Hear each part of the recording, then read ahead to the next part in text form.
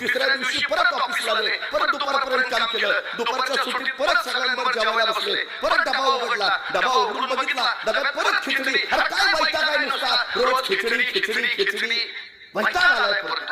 त्याची ही तंतन शेजाऱ्याला ऐकली आणि शेजारी म्हटला, इथं बोलून काही उपयोग आहे का? त्यापेक्षा घरी जाऊन बायकोला सांग, बाई ग मला खिचडी आवडत नाही, दुसरं काहीतरी बनवून दे.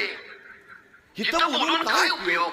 तसा तो म्हणला, हे बघ माझं अजून लग्न झालं नाही, त्यामुळे मला बायको नाही, त्यामुळे माझा स्वयंपाक मीच बनवतो पण मला खिचडी शिवाय दुसरं काय बनवता येत नाही.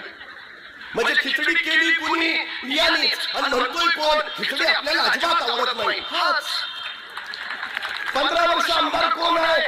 हेच. विकास केला ही परिस्थिती बघून आता निवडणुकीत बोलणार कोण? हेच.